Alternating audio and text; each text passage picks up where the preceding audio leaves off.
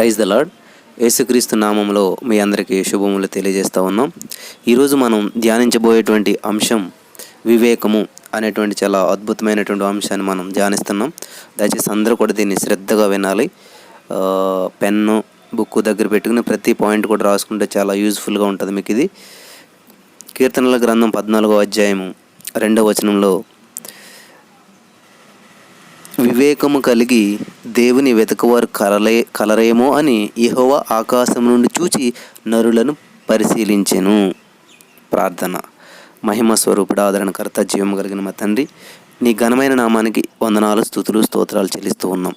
ఇదిగో ప్రభు సమయం వివేకము గురించి మేము ధ్యానిస్తూ ఉండగా అద్భుతమైనటువంటి విషయాలు మాతో మాట్లాడి ప్రతి హృదయంతో నా ప్రభు కదిలించబడినట్లు ఈ వాక్యం ఉండినట్లు నువ్వు చేస్తున్నందుకు వందనములు చెల్లిస్తూ ప్రతి వారి ఆత్మలో అభిషేకంతో నింపబడి బలపడేట కృప చూపిస్తున్నందుకు నీకే ఘనత మహిమ ప్రభువులు ఆరోపిస్తూ నమ్మి పొందుకుంటున్నామా పరమ తండ్రి, ఆమేన్. ప్రభునందు ప్రియమైనటువంటి సహోదరి స్నేహితులారా, ఇక్కడ మనం దేవుడు చూస్తూ ఉన్నాడంట, వివేకం కలిగి ఎవరైనా దేవుని వెతకవారు ఉన్నారేమో అని చెప్పేసి. యెహోవా ఆకాశం నుంచి నరులను చూసిన. అసలే వివేకం అంటే ఏమిటి? వివేకి అయిన వాడు ఎలా ఉంటాడు? వివేకం లేకపోతే ఎలా ఉంటుంది? వివేకం కలిగి ఉంటే వచ్చేటువంటి మరి ఉపయోగం ఏమిటి అని చెప్పి మనం ఈ విషయాలన్నీ మనం ధ్యానించబోతున్నాం. దయచేసి శ్రద్ధగా వినాలి. మీరంతా కూడా పెన్ను బుక్ పెట్టుకుని రాసుకుంటే చాలా మంచిది. ఇవన్నీ కూడా చూడండి. వివేకం అనేదంట ఎలా ఉంటుంది ఏంటనేది, వివేకాన్ని ఇంగ్లీష్లో విజ్డమ్ అని కూడా అంటుంటారు. ఈ వివేకం అనేది ప్రజలను, సంఘటనలను లేదా పరిస్థితులను లోతుగా అర్థం చేసుకోవటం అనమాట. అంటే డీప్గా మనం అర్థం చేసుకోవటం అనమాట. మరియు ప్రత్యక్షంగా గ్రహించటం, అంటే చూసి వాటిని గ్రహించడం. దీని ఫలితంగా కొద్దిపాటి సమయం లేదా శక్తి ఆలోచనతో స్థిరంగా ఉత్తమమైన ఫలితాలను సాధించడానికి, ఎంపిక లేదా నిర్వహించడానికి లేదా స్ఫూర్తిని పొందే సామర్థ్యం లభిస్తుందంట. గ్రహింపులు మరియు విజ్ఞానాన్ని ఆశావాదంతో, అంటే ప్రభావవంతంగా మరియు నైపుణ్యంగా ప్రయోగించే సామర్థ్యాన్ని ఇది కలిగి ఉంది మరియు దాని కారణంగా కావాలనుకున్న ఫలితాలను అందిస్తుంది. వివేకం అనేది సర్వోత్కృష్టమైన నిర్ణయాన్ని కార్యరూపంతో ఏది మంచో లేదా సరైనదో దానితో జోడించి గ్రహింపుగా ఉంటుంది.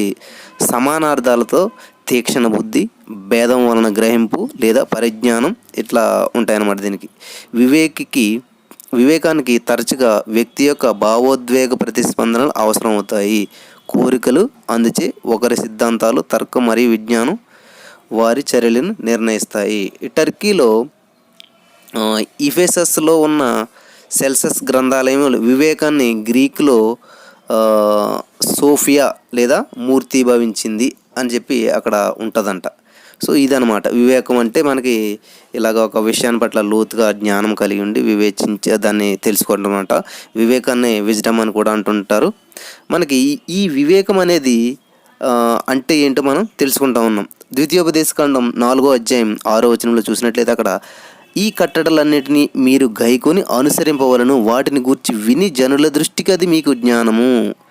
జనదృష్టికి అదే మీకు జ్ఞానము, అదే మీకు వివేకము. అంటే దేవుడు నియమించినటువంటి కట్టడలను మనం దేవుడు ఒక ఆజ్ఞ చెప్తాడు, నేను ఒక ప్రధానమైన ఆజ్ఞ మీకు ఇస్తున్నాను అంటాడు. ఏంటది? నిన్ను వలె నీ పొరుగువాన్ని ప్రేమించు, నీ శత్రువుని కూడా ప్రేమించు, మీరు ఒకరి ఏడలో ఒకరు ప్రేమ కలిగినప్పుడు మీరు నా శిష్యులు, దాన్ని బట్టి అందరూ తెలుసుకుంటారని చెప్తా ఉన్నాడు. కాబట్టి ఇటువంటి విధులను గ్రహించటం అనమాట. వాటిని విని జనుల దృష్టికి అదే మీకు జ్ఞానం, అదే మీకు వివేకము. దేవునికి స్తోత్రం, హల్లెలూయా. కాబట్టి అదే మీకు వివేకము. వారు చూసి నిశ్చయముగా ఈ గొప్ప జనము జ్ఞాన వివేచనలు గల జనం అని చెప్పుకుందరు. ఎప్పుడైతే నువ్వు ఒక సిస్టమేటిక్గా ఉన్నావు, అబ్బా భలే వివేకం కలిగిన వారండి వీళ్ళు, చక్కగా సిస్టమేటిక్గా ఎర్లీ మార్నింగ్లో ఇస్తారు, ప్రేయర్ చేస్తారు, బైబిల్ చదువు, ఒక డిసిప్లిన్ కలిగినటువంటి పీపుల్ వివేకం కలిగిన వారు అని చెప్పుకుంటారనమాట. చూడండి, 1వ రోజుల గ్రంథం 2వ అధ్యాయం 3వ వచనం చూసినట్లయితే, నీ దేవుడిని యెహోవా అప్పగించిన దానిని కాపాడి ఆయన మార్గం అనుసరించిన ఎడల నీవు ఏ పని పూనుకొనను, ఎక్కడ తిరిగినను అన్నిటిలో వివేకముగా నడుచుకుందువు. ఎప్పుడు? యెహోవా అప్పగించిన దాన్ని కాపాడి ఆయన మార్గం అనుసరించిన ఎడల. కాబట్టి ఏ పని పూనుకున్నా, ఎక్కడున్నా కూడా అన్నిటిలో ఏం చేస్తాం? వివేకంగా ప్రవర్తించుకో. మోసే ధర్మశాస్త్రంలో రాయబడిన దేవుని కట్టడలను, ఆయన నియమించిన ధర్మశాస్త్రం అంతా ఆయన న్యాయ విధులను శాసనములు గైకొనుము. కాబట్టి వివేకం అనేది ఎట్లా వస్తుందంటే మనం దేవుని ఆజ్ఞలను గైకుంటూ ఉన్నప్పుడు మాత్రమే ఆ వివేకగా మనం ఎంచబడతాము. కీర్తనలో 111:10 చూసినట్లయితే యెహోవా యందలి భయము జ్ఞానమునకు మూలము, ఆయన శాసనములను అనుసరించి వారందరూ మంచి వివేకం గలవారు. అంటే వివేకం అనేది మనకి ఎలాగొస్తుంది? ఆలోచించండి ప్రియమైనటువంటి వారలారా. యెహోవా యందలి భయము జ్ఞానమునకు మూలము అంటే జ్ఞానం అన్న కూడా విజయం. ఆయన శాసనములను అనుసరించి వారందరూ మంచి వివేకం గలవారు, ఆయనకు నిత్యము స్తోత్రము కలుగుతున్నది. చూడండి, మంచి వివేకం గలవారు ఎప్పుడు అవుతా ఉంటాం? ఆయన శాసనములు అనుసరించినప్పుడు. సామెతలు 4:1 చూసినట్లయితే కుమారులారా తండ్రి ఉపదేశము వినుడి, మీరు వివేకమునందునట్లు ఆలకించుడి. వివేకం ఎప్పుడు వస్తుందంట మనకి? ఎప్పుడైతే తండ్రి ఉపదేశమును వింటామో, తండ్రి అంటే మనకి ఇక్కడ దేవుడు అనమాట. దేవుని యొక్క ఉపదేశములు కట్టడలను ఆజ్ఞాన్ని అప్పుడు మనకి ఏమొస్తుందంట? వివేకము. ఈ లోకానుసారంగా కూడా మనకి అది వర్తిస్తుంది అనమాట. సో అది వివేకం అంటే ఆయన ఆజ్ఞను అనుసరించడం, ఆయన చెప్పింది చేయటం, ఇదనమాట వివేకం. చూడండి, వివేకం ఎవరి వల్ల వస్తుంది అని మనం చూసినట్లయితే దానియేలు గ్రంథం 2:21 చూసినట్లయితే ఆయన కాలములను సమయములను మార్చువాడయుండి రాజులను త్రోసివేయచు నియమించు ఉన్నవాడు, వివేకులకు వివేకమును జ్ఞానులకు జ్ఞానమును అనుగ్రహించువాడునై ఉన్నాడు. ఎవరు? దేవుడే. కాబట్టి నీకు వివేకం కావాలంటే ఎవరిని అడగాలి? దేవుడిని అడగాలి. అందుకనే దానియేలు గ్రంథం 2:23 చూసినట్లయితే మా పితరుల దేవా నీవు వివేకమును బలమును నాకు అనుగ్రహించి ఉన్నావు. ఎవరు పితరుల దేవ అంటే? దానియేలు చూడండి, ఆ యొక్క రాజు కలిగినటువంటి దర్శనాలు అట్లాంటి చెప్పగలిగినటువంటి జ్ఞానం కలిగినటువంటి వ్యక్తిగా ఉన్నాడు. ఏదో రాత రాసి వెళ్ళిపోతే మెనే టిక్కులు పార్చిన దానికి అర్థం చెప్పగలిగి ఇదంతా ఎంత వివేకం ఎలా వచ్చింది? అది చెప్తున్నాడు దావీదు, మా పితరుల దేవ నీవు వివేకమును బలమును నాకు అనుగ్రహించినావు, మేము అడిగిన ఈ సంగతి ఇప్పుడు నాకు తెలియజేసి ఉన్నావు కనుక నేను నిన్ను స్తుతించు కనపరుచున్నాను. ఎలానగా రాజు యొక్క సంగతి నీవే మాకు తెలియజేసేది అని దానియేలు మరలా చెప్పాను. ఎవరు తెలియజేశారంట? దేవుడు తెలియజేశాడు. దానియేలు 5:14 చూసినట్లయితే దానియేలు గురించి మాట అంటున్నారు, దేవతల ఆత్మయు వివేకమయు బుద్ధియు విశేష జ్ఞానమును నీ అందున్నవని నిన్ను గూర్చి వింటిమి అని చెప్తూ ఉన్నారు. ఎక్కడొచ్చింది ఇది? ఉన్నవి అంటే ఏంటి? ఎవరో అటుకొచ్చి పెట్టారు. అక్కడ ఎవరు ఇచ్చారు అవి? చూడండి, చిన్నపిల్లల దగ్గర మనం నీ దగ్గర ఇది ఉందంట కదా, నీ దగ్గర గోల్డ్ ఉందంట కదా, లేకపోతే నీకు బంగారు రింగ్ ఉందంట కదండి. ఎక్కడొచ్చింది? చిన్నోడే, కానీ అతను సంపాదించలేడు, కానీ తండ్రి అతనికి ఇచ్చాడు కాబట్టి అతని దగ్గర అది ఉన్నదన్నమాట. దేవునికి స్తోత్రం. నిర్గమకాండం 31:5 చూసినట్లయితే సమస్త విధములైన పనులను చేయుటకును జ్ఞాన విద్యా వివేకములను సమస్తమైన పనులను నేర్పును వానికి కలుగునట్లు నేర్పును, సమస్తమైన పనుల నేర్పును వానికి కలుగునట్లు వానిని దేవుని ఆత్మపూర్ణునిగా చేసి ఉన్నాను అని చెప్పి మోషేతో యెహోవా చెప్తా ఉన్నాడు అనమాట. 1 రాజులు 3:9 చూసినట్లయితే ఇంత గొప్పదైన నీ జనమునకు న్యాయం తీర్చగలవాడు ఎవడు? కాబట్టి నేను మంచి చెడ్డలను వివేచించి నీ జనులకు న్యాయం తీర్చినట్లు నీ దాసుడని నాకు వివేకము గల హృదయమును దయచేయము. సొలొమోను అడుగుతాడు దేవుణ్ణి. మనం అంటుంటాం కదా, విజ్డమ్ ఈ దేవా అని చెప్పి అడుగుతూ ఉంటాడు దేవుణ్ణి. ఇంత జనాన్ని నేను ఎలా పరిపాలించగలుగుతాను? నాకు వీళ్ళతో ఎలా మాట్లాడాలో ఏం తెలియదు, కాబట్టి నాకు వివేకం దయచేయి. ఏమంటున్నాడు? వివేకము గల హృదయమును దయచేయి అని చెప్పి దేవుడిని అడుగుతున్నాడు. కాబట్టి మనం ఎవరిని అడగాలంటే వివేకం కోసం దేవుణ్ణి అడగాలన్నమాట. ఇక్కడ సొలొమోను అడుగుతూ ఉన్నాడు దేవునితోటి, నాకు ఎలా కుదురుతుంది? ఇంత చిన్న వయసులో రాజునైనా ఇలాంత జనాలు నేను న్యాయం తీర్చగలవాడు ఎవడు అసలని? కాబట్టి నువ్వు మంచి చెడులు వివేచించి నీ జనాలకు న్యాయం తీర్చేటువంటి నీ దాసునైనా నాకు వివేకం గల హృదయం దయచేయము అని అడుగుతూ ఉన్నాడు. చూడండి, దానికి దేవుడు అతనికి ఇలాగ సెలవిచ్చాను, దీర్ఘాయువునైనను ఐశ్వర్యమునైనను నీ శత్రువుడు ప్రాణమునైనను అడుగుక న్యాయములను గ్రహించుటకు వివేకమును అనుగ్రహించుమని నీవు అడిగితివి. న్యాయాన్ని గ్రహించడానికి వివేకం ఇమ్మని అడిగావు. కాబట్టి తర్వాత ఏమంటున్నాడు చూడండి దేవుడు 12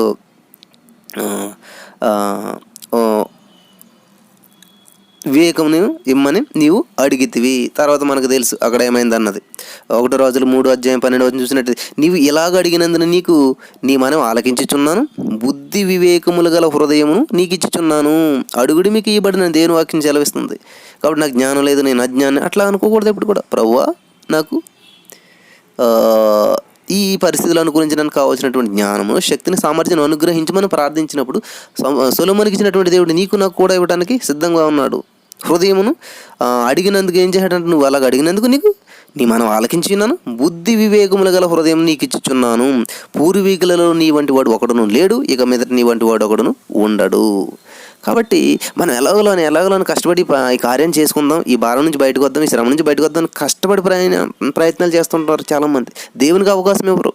ఇక్కడ ఏం చేస్తున్నాడు, ఇంత జనంతో నేను ఏం చేయను అని చెప్పి అప్పుడు దేవుడికి ప్రార్థన చేస్తున్నాడు, ప్రభువా నాకు వివేకం దయచేయి, వివేకం గల హృదయం దయచేయి, జ్ఞానం దయచేయి, ఈ పరిస్థితి నుంచి బయటకు రావడానికి మార్గం దయచేయి అన్నప్పుడు మార్గం లేని చోట మార్గం సిద్ధపరుస్తాడు. మోసే కూడా చూడండి, ఎర్ర సముద్రం ఎదిరినప్పుడు దేవునికి మొరపెట్టాడు, వెంటనే ఎర్ర సముద్రంలో మార్గం సిద్ధపరిచాడు. ఈరోజు నువ్వు ఈ తలకిందులైపోయి నాకు ఏం ఆలోచనతో ఇష్టలేదు బ్రదర్, ఏం చేయాలో తెలియటం లేదు, ఈ పరిస్థితిని ఎలాగ ముందుకెళ్లాలో తెలియట్లేదు అని నువ్వు చింతిస్తూ ఉన్నావా? అయితే సొలొమోనులాగా దేవునికి మొరపెట్టు. ఏంటి ప్రభు, ఎంత పెద్ద సమస్య, ఇంత జనం ఉంది, ఎలా మాట్లాడాలి, ఏం చేయాలి, ఈ సమస్య నేను ఎలాగ ఎదురుకెళ్ళాలి, ఈ కుటుంబాన్ని నేను ఎలాగ ముందుకు తీసుకెళ్ళాలి, వీళ్ళని ఎలా పోషించాలి, ఏంటి నా పరిస్థితి అని నువ్వు చింతిస్తున్నావా? అయితే దేవునితో మాట్లాడు. దేవుని దగ్గరికి వెళ్ళి, ప్రభు నాకు వివేకం జ్ఞానం దయచేయి.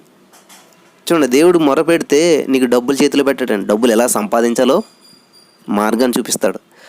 దేవుడు నువ్వు అడిగితే చేపనట్టుగా చేతిలో పెట్టాడు, చేపలను ఎలా పెట్టాలో నేర్పిస్తాడు. దేవుడు జ్ఞానం కలిగిన వాడు కాబట్టి ఆయన ఏం చేస్తాడు, వివేకం కలిగిన హృదయాన్ని దేవుడు నీకు ఇస్తాడు. నువ్వు ఎలా రావాలో ఏంటన్నది ఆలోచించేయండి ప్రియమైనటువంటి వాళ్ళారా. కాబట్టి ఇక మీద నీ వంటి వాడు ఒకడును ఉండడు. కాబట్టి దేవుడికి ఎప్పుడైతే అవకాశం ఇచ్చావో, ఎందుకు పనికిరానటువంటిగా ఉన్నటువంటి నిన్ను ఉన్నతమైన వ్యక్తిగా మారుస్తాడు, అనేక మందికి ఆశీర్వాదకరంగా మారుస్తాడు. 1వ దినవృత్తాంతంలో 22:12 చూసినట్లయితే, నీ దేవుడైన యెహోవా ధర్మశాస్త్రం నీవు అనుసరించినట్లుగా యెహోవా నీకు వివేకమును తెలివిని అనుగ్రహించి ఇశ్రాయేలు మీద నీకు అధికారమును దయచేయును. చూసారా, దేవుడండి అనుగ్రహించేవాడు. వివేకం ఎవరిస్తారు? నీ దేవుడైన యెహోవా. కాబట్టి వివేకమును దేవుడే ఇస్తాడు. 119వ కీర్తన 104 చూసినట్లయితే, నీ ఉపదేశం వలన నాకు వివేకము కలిగెను, తప్పు మార్గములని నాకు అసహ్యములాయెను. కాబట్టి దేవుని ఉపదేశం విన్నప్పుడు, తండ్రిలో ఉపదేశం తోసివేకం అన్నట్లు తండ్రి ఉపదేశం నీ ఉన్నప్పుడు అప్పుడు నీకు వివేకం వస్తుంది. కాబట్టి నీ ఉపదేశం వల్ల నాకు వివేకం కలిగినని చెప్తా ఉన్నాడు ఇక్కడ. 119వ కీర్తన 169 చూసినట్లయితే, యెహోవా నా మొర్ర నీ సన్నిధికి వచ్చును గాక, నీ మాట చెప్పున నాకు వివేకము నిమ్ము. దేవుని నోట నుండి వచ్చేటువంటి మాట అనగా దేవుని వాక్యం, దేవుని ద్వారా నువ్వు బలపడతా ఉన్నట్లయితే నువ్వు వివేకిగా జీవిస్తావు, అవివేకిగా జీవించవు.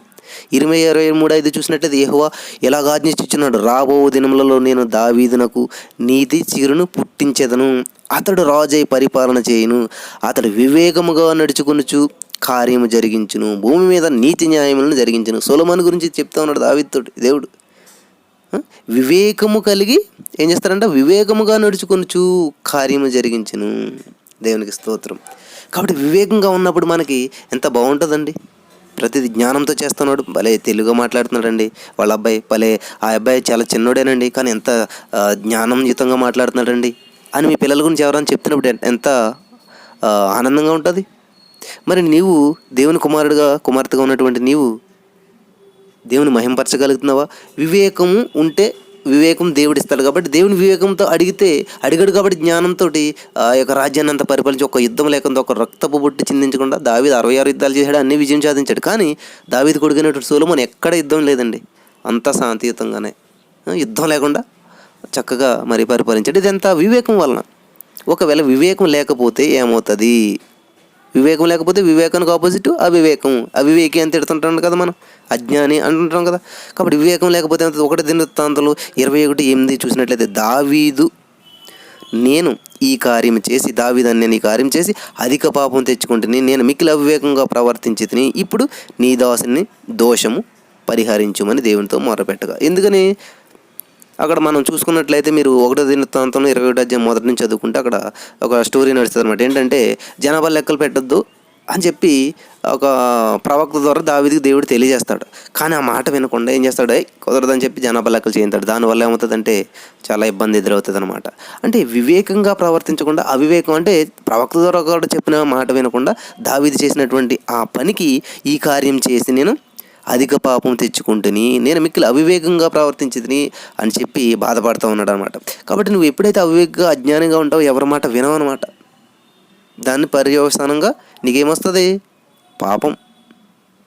యోబు 42:8 చూసినట్లయితే, కాబట్టి 7 ఎడ్లను 7 పొట్టేళ్లను మీరు తీసుకుని నా సేవకుడైన యోబు నద్దకు పోయి మీ నిమిత్తము దహన బలిని అర్పింపవలను. అప్పుడు నా సేవకుడైన యోబు మీ నిమిత్తము ప్రార్థన చేయను, మీ అవివేకమును బట్టి మిమ్మల్ని శిక్షింపకయుండునట్లు నేను అతనిని మాత్రం అంగీకరించేదను. చూసారా, ఇక్కడ వాళ్ళ ఫ్రెండ్స్ వచ్చి యోబుని తిడుతూ ఉన్నారు. తిడుతుంటే వాళ్ళకి ఏమొచ్చిందంట, మీ నిమిత్తం మిమ్మల్ని శిక్షింపక శిక్ష తెచ్చుకున్నారంట అవివేకంతో మాట్లాడటం వల్ల. కాబట్టి మనం జ్ఞానం లేకుండా మాట్లాడకూడదు మాటలు. అవివేకంతో మాట్లాడేటువంటి మాటలు ఏమి తెచ్చిపెడతాయి? శిక్ష తెచ్చిపెడతాయి. వీళ్ళు అదే చేశారు, యోబు దగ్గరికి వెళ్ళి మాట్లాడి అవివేకంగా. చూడండి, ఏలైనగా నా సేవకుడైన యోబు పలికినట్లు మీరు నన్ను గురించి యుక్తమైనది పలకలేదు. దేవుడి గురించి యుక్తమైనది పలకట్లేదంట. వాళ్ళ ఇష్టానుసారంగాను దేవుడు నేను శిక్షించాడు, దేవుడు నేను మొత్తం నువ్వు తప్పు చేసావు ఇట్లాగని చెప్పేసి ఆపదలో ఉన్న వ్యక్తిని మనం ఆదరించి పైకి తెచ్చే విధంగా ఉండాలి. కానీ ఇట్లా శిక్షించే విధంగాను ఏదో నక్క గోతులో పడితే నలుగురు రాళ్ళేస్తారు అన్నట్టు ఒక వ్యక్తి శ్రమల్లో ఉన్నప్పుడు నువ్వు తప్పు చేసావు, నువ్వు పాపం చేస్తుంటావు, అందుకే నీ జీవితం ఇలాగైపోయింది, నీ ఉద్యోగం ఊడిపోయింది, నువ్వు నాశనం అయిపోయావు, ఎందుకని నీ పరిస్థితులు ఇలా దిగజారిపోయి. ప్రియమైనటువంటి వారులారా, గడియారంలో ప్రతి ముళ్ళు కూడా ఒకనొక టైంలో కిందకు వస్తుంది. అలాగని చెప్పది తప్పు టైం చూపిస్తుందా? దాంట్లో బ్యాటరీ అయిపోయి కిందకు వచ్చిందా? కాదు. ఒక్కో సమయంలో కిందకు వస్తూ ఉంటుంది. నీతిమంతుడు 7 సార్లు పడిన తిరిగి లేస్తాడు. నువ్వు నీతి ఉన్నా కూడా పడుతూ ఉంటావు, ఒకసారి నీతిగా ఉన్నా కూడా కిందకు వస్తూ ఉంటుంటావు, నీతిగా జీవిస్తున్నా కూడా శ్రమలు వస్తూ ఉంటాయి, నీతిగా జీవిస్తున్నా కూడా కష్టాలు వస్తుంటాయి, నీతిగా జీవిస్తున్నా కూడా ఎవరు నిన్ను ఆదరించరు, ఎవరు నిన్ను పట్టించుకోరు. ఒంటరితనం, పేదరికం, నిరుద్యోగం, ఈ సమస్యలన్నీ వస్తాయి. అంటే తప్పులు చేసిన వాళ్ళకే వాళ్ళకే వస్తాయని చెప్పి చాలా అనుకుంటారు. నీతిగా జీవిస్తున్నా కూడా, దేవుని కట్టడలను అనుసరిస్తూ ప్రతిరోజు ప్రార్థిస్తూ దేవునికి దగ్గరగా ఉంటున్నా కూడా ఇవి శ్రమలు అనేవి. యోబు ఏం తప్పు చేయడండి? అదే ఇక్కడ వాళ్ళు అంటున్నారు, ఏదో తప్పు చేయి ఉంటాడు ఈయన, ఇంత ఉన్నవాడయ్యండి ఇంత దరిద్రానికి ఎందుకు వెళ్ళిపోడు ఇలాగా అని చెప్పి. కాబట్టి ఒక వ్యక్తి పడిపోయినప్పుడు వెంటనే మీరు విమర్శించకండి. ఎందుకంటే మీరు విమర్శించిన మీరు తీర్పు తీరుస్తున్నటువంటి మీరు శిక్షను కొని తెచ్చుకుంటారన్నమాట. కాబట్టి ఒక వ్యక్తి పడిపోయినప్పుడు నీకు ఓపుకుంటే ప్రార్థన చేయి రహస్యంగా. సమయాలు చూడండి, సౌలు కోసం ప్రార్థన చేయడు, ఆల్ నైట్ ప్రేయర్ చేయడు. కాబట్టి ఎప్పుడు కూడా నిందించకండి ఎవరు. నేను తప్పు చేసినప్పుడు వెంటనే నేను అయ్యో వీళ్ళు తప్పు చేస్తారే అని చెప్పేసేసి ఒప్పుకుంటే ప్రార్థన చేయండి. అంతేగాని మీ జీవితం ఇలాగైపోయింది, నేను ఎంతో గొప్ప భక్తులుగా ఉండేవారు కదా, మీరు ప్రార్థన చేసేవాళ్ళు ఎందుకు ఇలాగైపోయారు? లేవనెత్తు సహోదరి, దేవుడు మనకు తోడుకున్నాడు, ఈ శ్రమల నుంచి లేపుదాం. దేవుడు మళ్ళీ మీ పాడైన దావీదు గృహాన్ని మళ్ళీ తిరిగి కట్టించినాడు. మనల్ని దేవుడు అభివృద్ధి చెందిస్తాడు, ఆశీర్వదిస్తాడు, ఉన్నతమైన స్థితిలోకి నింపుతాడు, నిలబడతాడు దేవుడు మనల్ని. హల్లెలూయా, దేవునికి స్తోత్రం. చూడండి, రాళ్ళన్నీ కూడా నీటిలో ఎత్తి ముడిగిపోతాయంట. కానీ ప్యూమిన్ స్టోన్ అని ఒకటి ఉంటుంది, ప్యూమిన్ స్టోన్ అనమాట. అది నీటిలో వేస్తుంది, ములగదు, అది తేలుతానే ఉంటుంది పైన. అంటే దాని క్వాలిటీ, దాని తత్వం అదనమాట. నీటిలో ములిగి రాయి కదా, అది రాయి అయినప్పటికీ నువ్వు కూడా యు ఆర్ ద స్పెషల్. మిగతా మనుషుల్లాగానే కనబడుతుంటావు, నువ్వు కూడా రాయిలాగానే అన్ని రాళ్ళలో కలిసినట్టుంటావు. కానీ నీటిలో వేసినప్పుడు తెలుస్తుంది నువ్వు మునిగిపోతున్నావా తేలుతున్నావా అన్నది. కాబట్టి నువ్వు తేలేవాడు, పైకి వచ్చేవాడు, పైకి పోయేవాడు, అత్యధిక విజయం పొందినటువంటి వ్యక్తిగా నువ్వు విక్టోరియస్ పర్సన్గా దేవుడు నేను చేసి ఉన్నాడు. గుర్తుపెట్టుకోండి. హల్లెలూయా.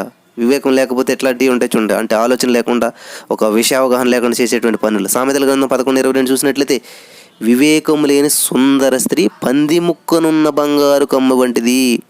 చూస్తారా, వివేకం లేదు, జ్ఞానం లేదు, ఒక సిస్టమ్ లేదు, ఒక పద్ధతి లేదు, కానీ చాలా అందగత్తే. ఉపయోగం ఏంటి?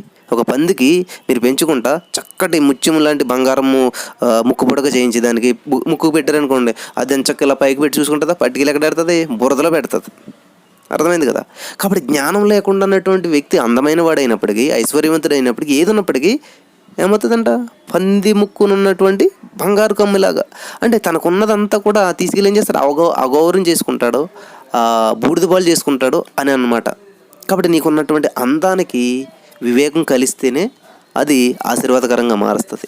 నీకున్న జీవితానికి వివేకం ఉంటేనే, జ్ఞానం ఉంటేనే అది అనేక మందికి ఉపయోగపడంగా కలుస్తుంది. చాలా అందంగా ఉంటారు కానండి, ఏ మార్కులు రావు, 0. చాలా చూడటానికి చాలా నీట్గా భలే కనపడతారు కానండి, మనసు మాత్రం చాలా గలీజ్గా ఉంటుంది. ఈ మాటలు నేను చాలా విన్నాను అన్నమాట. చదువుకునే టైంలోనూ నా చుట్టుపక్కలలో వింటుంటాను అన్నమాట. చూడటానికి చాలా అందంగా, చాలా డ్రెస్అప్ అవుతారు, చాలా నీట్గా ఉంటారు, అంత బాగుంటుంది. కానీ వాళ్ళ మాట విధానం, వాళ్ళ పద్ధతులు చూసినప్పుడు హృదయం నలిగిపోతుంటుంది అనమాట. అందుకని దేవుడు చెప్తున్నాడు స్పష్టంగా, వివేకము లేని సుందర స్త్రీ పంది ముక్కునున్నటువంటి బంగారు కమ్మి వంటిదంట. యోబు 9:4 చూసినట్లయితే మనం ఇక్కడ నుంచి ఇంతవరకు వివేకం గురించి జ్ఞానం చేసుకున్నాం. అసలు వివేకి అయినటువంటి వాడు ఎలా ఉంటాడు, వివేకం కలిగినటువంటి వ్యక్తి ఎలా ఉంటాడు అని మనం చూసినట్లయితే యోబు పత్రిక 9:4 చూసినట్లయితే అసలే వివేకం గురించే మనం చూస్తూ ఉన్నాం. అసలు మహావివేకంట. ఎవరు? యోబు 9:4 ఆయన మహావివేక. ఆయన అనగా దేవుడు. అధిక బల సంపన్నుడు, ఆయనతో పోరాడి తెగించ హాని నొందినవాడెవడు. కాబట్టి దేవుడే మహావివేకంట. దేవునికి స్తోత్రం. హల్లెలూయా. ఎవరండి? దేవుడే మహావివేకి. ఇక్కడ మనం చూసినట్లయితే నిన్ను కూడా దేవుడు మహావివేక్గా చేస్తాడంట. ఎప్పుడు? కీర్తనల గ్రంథం 14వ అధ్యాయం 20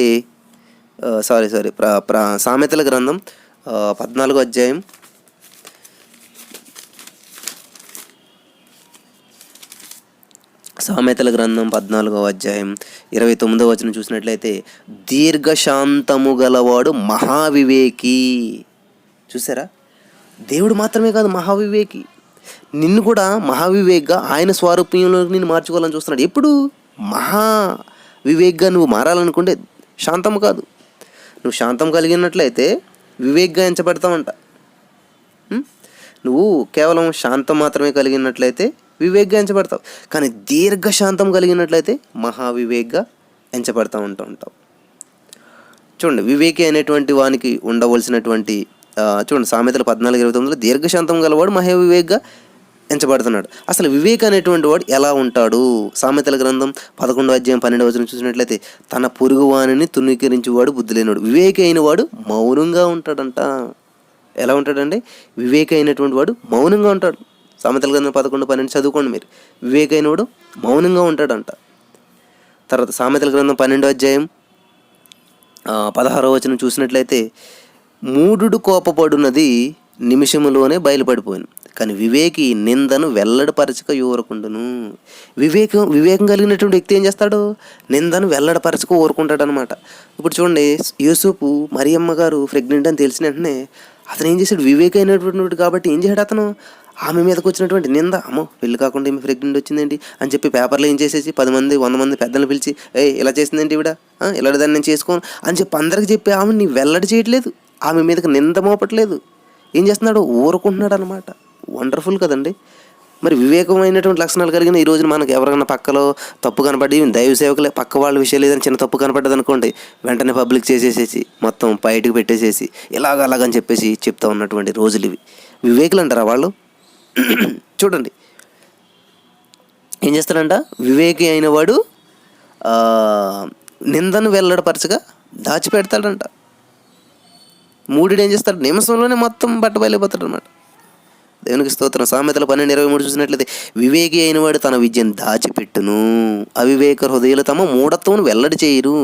వివేకి అయినవాడు ఏం చేస్తాడు? తనకున్నటువంటి టాలెంట్స్ని, తనకున్నటువంటి విద్యను, తనకున్నటువంటి ఏదైనా కూడా దాచిపెడతాడు. సమయం వచ్చినప్పుడు దాన్ని బయలుపరుస్తాడు. తొందరపడిపోయి నేను చాలా మోస్ట్ టాలెంటెడ్ పర్సన్ని, నేను ఎంత గొప్పగా ఇలా చెప్తాను, నేను ఎంత పాటలు బాగా పాడతాను, ఎంత టాలెంట్ ఉంది నాకు అన్నకు అవకాశం వచ్చినప్పుడు, తగిన సమయం ముందు ఆయన మిమ్మల్ని హెచ్చించినట్లు అన్నట్టుగా తగిన సమయం వచ్చినప్పుడు దానిని బయట పెడతాడు అనమాట. కాబట్టి వివేకి అయిన వాడు తన విద్యను దాచిపెడతాడు. సామెతల గ్రంథం 14:15 చూసినట్లయితే జ్ఞానం లేనివాడు ప్రతి మాట నమ్మును, వివేకి అయిన వాడు తన నడతలను బాగుగా కనిపెట్టును. ఏం చేస్తాడంటే తన నడతలను బాగుగా కనిపెట్టుకుంటాడు వివేకి అయిన వాడు. కాబట్టి నువ్వు గమనిస్తున్నావా? నాది కరెక్టే, నేను చేసేది కరెక్టే, నా ఇష్టం, నేను ఎలా ఉంటాను, నాకెవడో చెప్పడానికి సరిపోడు, నాకు తెలుసు ప్రార్థన చేయడం, నాకు తెలుసు బైబిల్ చదవటం, నాకు తెలుసు వాక్యం ఎంత, నువ్వు చెప్పవసరం లేదు, నాకు నీ వయసు ఎంత, నువ్వెంత. ఇదండి వివేకం అంటేనే. వివేకమైన వాడు ఏం చేస్తాడంటే తన నడతలను బాగుగా చూసుకుంటాడంట. దేవునికి స్తోత్రం కలుగును గాక. హల్లెలూయా. తన నడతను బాగుగా కనిపెట్టుకుంటాడంట. నేను మాట్లాడింది కరెక్టేనా, నేను చేస్తున్న పని కరెక్టేనా అని చెప్పి. సామెతల గ్రంథం 15:32 చూసినట్లే శిక్షనందనొల్లని వాడు తన ప్రాణమును తృణీకరించిన, గద్దింపును వినివాడు వివేకి అగును. కాబట్టి గద్దింపుని వింటున్నావు నువ్వు, నువ్వు గద్దింపుని విన్నట్లయితే వివేక్గా ఉంటావు. చాలా మంచి వాక్యం ద్వారా దేవుడు గద్దింతుంటే ఇది నాకు సంబంధించింది కాదు, పక్క వాళ్ళకి సంబంధించింది, నేనేం అట్లా చేయట్లేదు, నాకు సంబంధించింది కాదు అని చెప్పి అనుకుంటారు. గద్దింపుని లక్ష్య పెట్టరు. కాబట్టి గద్దింపుని వినేటువంటి వాడు వివేకి. నువ్వు వివేక్గా ఉన్నట్లయితే గద్దింపుని లక్ష్య పెడతావు. సామెతలు 16:21 చూసినట్లయితే జ్ఞాన హృదయుడు వివేకి అనబడును, రుచిగల మాటల పలుకటి వలన విద్య ఎక్కువను.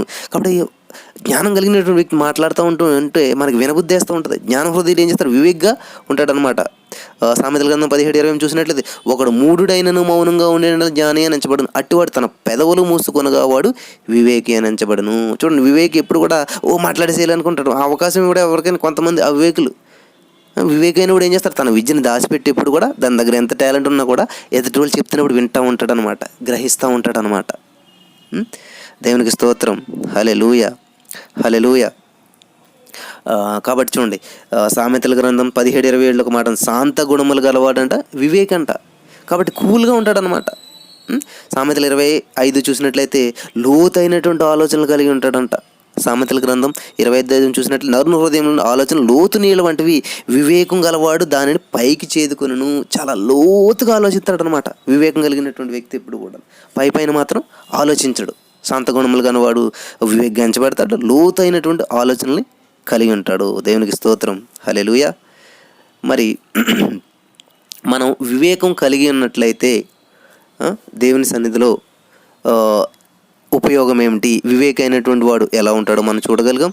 మరి అదే మనం వివేకం కలిగి ఉన్నట్లయితే దేవుని సన్నిధిలో ఎటువంటి ఆశీర్వాదాన్ని పొందుకోగలుగుతాం, వివేకం కలిగి ఉండటం వల్ల వచ్చేటువంటి మరి ఆ యొక్క ఉపయోగం ఏంటనేది చివరిగా నేను చెప్తాను. అయితే శ్రద్ధగా వినాలి అందరూ కూడా.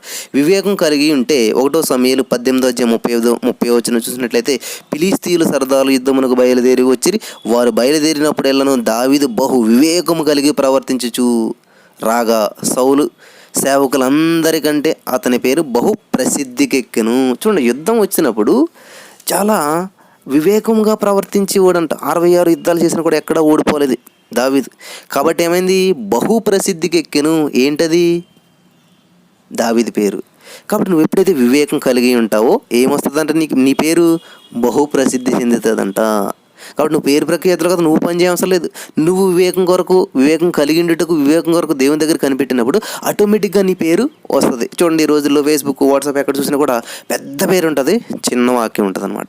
అంటే వాళ్ళ పేర్లు ముందు పెడుతుంటారనమాట. ఎందుకంటే పేరు తెచ్చుకోవాలి, మన పేరు బహు ప్రసిద్ధి చెందాలి అని చెప్పేసి, పేరు ప్రఖ్యాతులు తెచ్చుకోవాలని చెప్పేసి. నా ప్రియమైనటువంటి వారు, మొదట నీవు ఆయన రాజ్యం నీతిని వెతకండి, ఆటోమేటిక్గా నువ్వు ప్రసిద్ధికి ఎక్కుతావు. ఎక్కడో జైల్లో మూలలో ఉన్నటువంటి వ్యక్తిని తీసుకొచ్చి దేవుడు ఏం చేశాడు, ప్రధానమంత్రిని చేశాడు. ఆయన ఏమన్నా పొలిటికల్గా మీటింగ్ పెట్టుకుని, అక్కడ ఏమన్నా లీడర్స్ మీట్లు పెట్టుకుని, లేకపోతే వాళ్ళందరూ నాయకుల కింద చేసుకుని నా మాటే నాకు ఎంతమంది కింద ఉన్నారని ఏమన్నా చేశాడా? లేదు. ఆయన నీతిని రాజ్యాన్ని ఎత్తుకుంటాడు, దేవుని రాజ్యాన్ని ఎత్తుకుతున్నాడు. ఆటోమేటిక్గా ఆ యొక్క పేరు ఏమైంది, యోసేపు సాధారణంగా ప్రధానమంత్రి, బహు ప్రసిద్ధి చెందింది. కాబట్టి వివేకం కలిగి ఉంటే ప్రసిద్ధులుగా చెందుతామంట. దేవుని నామానికి మహిమ కలుగును గాక. హల్లెలూయా.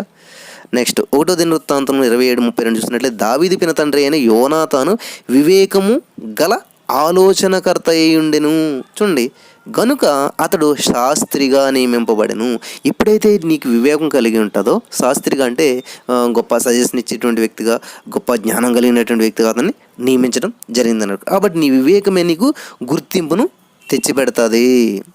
1 దినవృత్తాంతం 22:12 చూసినట్లయితే నీ దేవుడైన యెహోవా ధర్మశాస్త్రం నీవు అనుసరించినట్లుగా యెహోవా నీకు వివేకమును తెలివిని అనుగ్రహించి ఇశ్రాయేలీయుల మీద నీకు అధికారము దయచేయును.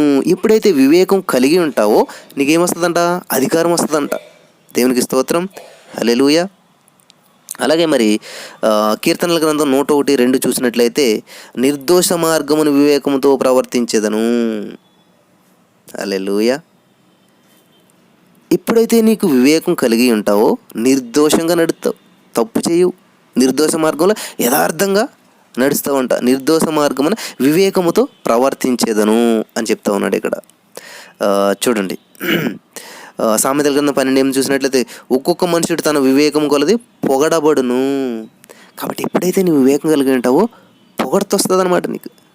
నిన్ను పొగుడతారు అందరూ. ఎందుకని, అబ్బా ఏమి జ్ఞానం అండి, ఏం మాట్లాడుతున్నాడండి ఆయన మాట్లాడితే హృదయాలు కదిలించబడిపోతాయండి, ఆయన మాట్లాడితే మనుషులు మారిపోతారండి, ఆయన మాట్లాడితే అది కూర్చుని కదలలేమండి, ఆయన మాట్లాడుతూ ఉంటే అసలు ఏమవుతుందో తెలియదండి, అలాగ ఉండిపోతామండి.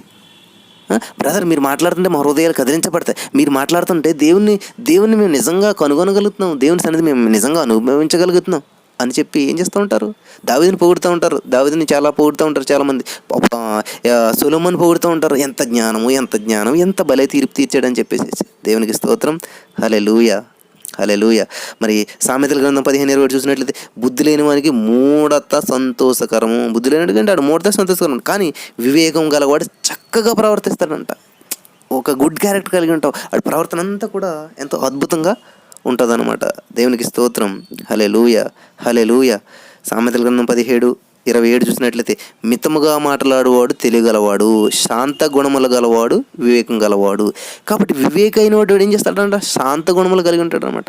గొడవలకు వెళ్ళాడు, తొందరపడ్డు, ఆవేశపడ్డు, అనాలోచితంగా మాట్లాడ్డు. ఏం చేస్తాడు? చక్కగా మరి శాంత గుణములు కలిగి ఉంటాడనమాట. నా ప్రియమైనటువంటి సహోదరి స్నేహితులారా, సామెతల గ్రంథం మితముగా మాట్లాడేవాడు తెలివాడు, శాంత గుణములు గలవాడు వివేక గలవాడు. కాబట్టి నువ్వు ఎప్పుడైతే వివేకం కలిగి ఉంటావో శాంత గుణములను కలిగి ఉంటావు.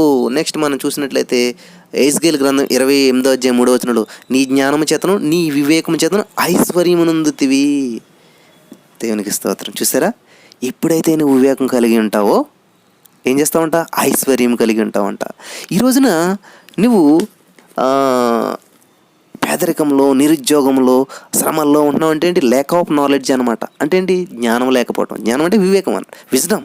ఇది లేకపోవడం వల్లే నువ్వు శ్రమల్లో చిక్కుకుని ఉన్నావు. ఎందుకంటే శ్రమలోనే నాకు తోడైనా అతను విడిపించి గొప్ప చేతనని దేవుడు చెప్తూ ఉంటే నువ్వు ఇంకాను సమస్త భారం మోసుకున్న సమస్త జనులారా, ప్రయాసపడే భారం మోసుకున్న సమస్త జనులు నా దగ్గర నేను మీకు విశ్రాంతి కలిగిస్తాను. లేదు ప్రభా, మా భారం మేమే మోసుకుంటాం, మా పిల్ల మేమే చేసుకుంటుంటారు, నా వ్యాధి నేనే భరింతాను. నీ వ్యాధులు బాధలన్నీ ఆయనకి ఇచ్చేస్తే ఆయన భరిస్తాడు. ఆయన ఆల్రెడీ తీసుకుని వెళ్ళిపోయాడు, అట్లాంటి పరిష్కార మార్గం చూపించాడని చెప్తుంటే ఈరోజు చాలామంది ఏం చేస్తూ ఉన్నారంటే వివేకం లేక అజ్ఞానంతో జీవిస్తూ ఉన్నారు. దేవునికి స్తోత్రం. కీర్తనలు 14:2 చెప్తా ఉన్నాడు దేవుడు, వివేకము కలిగి దేవుని వెతకువారు కలరేమో అని చెప్పి యెహోవా ఆకాశం నుండి చూసి నరులను పరిశీలించినంట. అదే మాట మనకి 53 కీర్తన 2లో కూడా ఉంటుంది. ఎందుకంటే 2 కీర్తనలు ఒకేలాగా ఉంటాయన్నమాట. 14 కీర్తన 53 కీర్తన, ఆ 2 కీర్తనలో ఉంటుంది ఈ మాట, వివేకం కలిగి దేవుని వెతకువారు. కాబట్టి ఈరోజు నువ్వు వాక్యం వినిచినటువంటి నీవు వివేకం కలిగి ఉన్నావా? వివేకం ఉన్నటువంటి లక్షణాలు దీర్ఘశాంతము కలిగి ఉన్నావా? మరి నువ్వు వివేకం కలిగి ఉన్నట్లయితే నీ జీవితంలో చక్కగా బహు ప్రసిద్ధి చెందుతుందంట నీ పేరు. శాస్త్రిగా అధికారం వస్తుందంట, నిర్దోష మార్గంలో ప్రవర్తిస్తామంట, పొగడబడతామంట, చక్కగా ప్రవర్తిస్తామంట, శాంత గుణములు కలిగి ఉంటామంట, లోతైనటువంటి ఆలోచనలు కలిగి ఉంటామంట, ఐశ్వర్యం వచ్చి పెడుతుందంట నీకు. వివేకైనటువంటి వాడు ఎలా ఉంటాడంట? చూడండి, శాంత గుణములు కలిగి ఉంటే వివేకే, దీర్ఘశాంతం కలిగి ఉంటే మహావివేక్గా ఎంచబడతావంట. మరి నువ్వు కోపపడిపోతున్నావా? తొందరపడిపోతున్నావా? అనాలోచితంగా మాట్లాడేస్తున్నావా? వీరిని అపార్థం చేసుకుంటూ ఉన్నావా? ఇవన్నీ వివేకం లేకపోవడం వల్ల, విజ్డమ్ జ్ఞానం లేకపోవడం వల్ల వచ్చేటువంటి పర్యవసానాలు అన్నమాట. కాబట్టి ఈ రోజున ఈ అద్భుతమైనటువంటి మెసేజ్ విన్నాను. వివేకం అంటే ఏమిటి? వివేకం కలిగి ఉంటే ఏంటి? అసలు వివేకం ఎవరిస్తారు? వివేకి ఎలా ఉంటాడు? వివేకం కలిగి ఉన్నటువంటి వచ్చేటువంటి యొక్క ఆశీర్వాదాలు ఎలా ఉంటాయి? చాలా అద్భుతమైనటువంటి మెసేజ్ అండి ఇది. దీన్ని మరలా వినండి. దేవుడు మీ జీవితంలో అద్భుతమైనటువంటి కార్యాలు చేస్తాడు. దేవుని నామానికి మహిమ కలుగును గాక. ప్రార్థించుకుందాం. మహిమ స్వరూపుడా, వివేకం గురించి చాలా అద్భుతమైనటువంటి విషయాలు మాకు తెలియజేస్తావు. మరి ఈ రోజు నుంచి మేమంతా వివేకం కలిగి నిన్ను స్తుతించి నిన్ను మహింపరిచేటకు సహాయం చేయమని, ఎవరైతే నా ప్రభు అవివేకంతో ప్రవర్తిస్తున్న ప్రభు అజ్ఞానంలో ఉన్నారో ఈరోజు ఈ మెసేజ్ ద్వారా వారి హృదయాలను తెప్పరిల్ల చేసి ప్రతి వారికి వివేక సలాపములు గల హృదయం అనుగ్రహిస్తున్నది నీకు వందనములు చెల్లిస్తూ నమ్మి పొందుకుంటున్నాం మా పరమ తండ్రి. Amen, amen, amen. Praise the Lord. మేము చేసే ప్రతి వీడియో అప్డేట్స్ కూడా మీకు నోటిఫికేషన్ రూపంలో రావాలి అంటే మీ ఫోన్లో జీసస్ ఆల్మైటీ గాడ్ యూట్యూబ్ ఛానల్లో సబ్స్క్రైబ్ అనే బటన్ని ప్రెస్ చేసి దాని పక్కనే ఉన్న బెల్ బటన్ని కూడా ప్రెస్ చేయండి. దీని ద్వారా మేము చేసే ప్రతి వీడియో అప్డేట్స్ మీకు నోటిఫికేషన్ రూపంలో వస్తాయి. Thank you.